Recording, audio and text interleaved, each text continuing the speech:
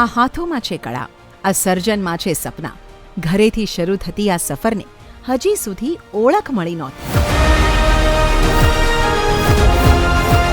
શહેરના ખૂણે ખાંચરમાં સ્વસહાય જૂથોની બહેનો અને સ્થાનિક કારીગરો વર્ષોથી સુંદર ચીજવસ્તુઓ બનાવે છે, પણ તેમની મહેનતને કોઈ આગવી ઓળખ નહોતી અને બજાર સુધી પહોંચવાની તક પણ મર્યાદિત હતી. અને ત્યારે એક નવી શરૂઆત થઈ, સર્જનથી સમૃદ્ધિ સુધી.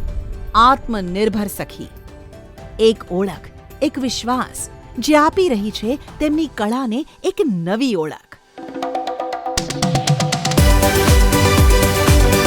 આ ઓળખને મળ્યો એક મંચ, સ્વદેશી મેળા શોપિંગ ફેસ્ટિવલ, જ્યાં SHG બહેનો સ્થાનિક કારીગરો અને નાના વેપારીઓને તેમની ચીજ વસ્તુઓને પ્રદર્શન અને વેચાણ માટે મળી એક નવી તક.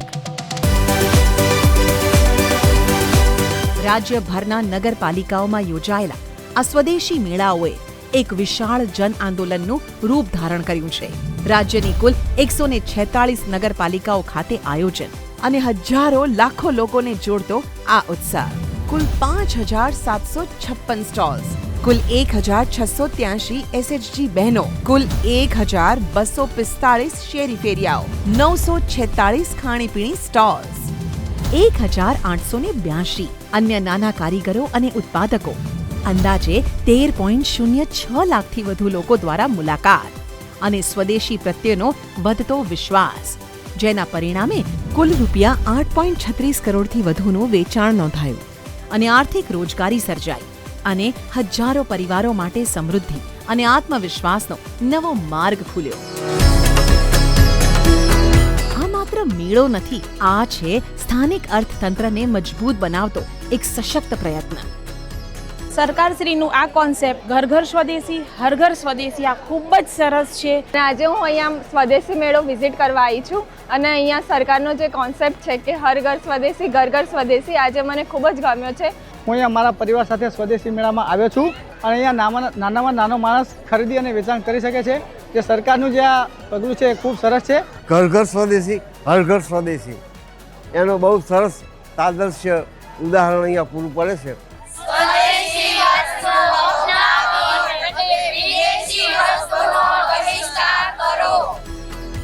આ પહેલે અનેક બહેનોના જીવનમાં બદલાવ લાવ્યો છે.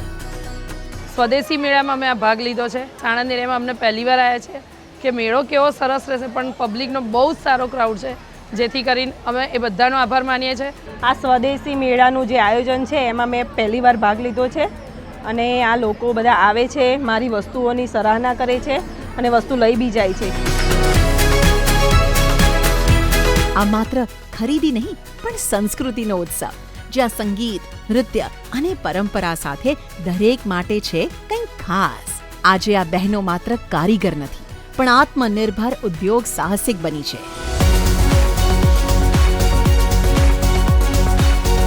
આ છે એક સફર, સર્જનથી સમૃદ્ધિ સુધી. હર ઘર સ્વદેશી, ઘર ઘર સ્વદેશી.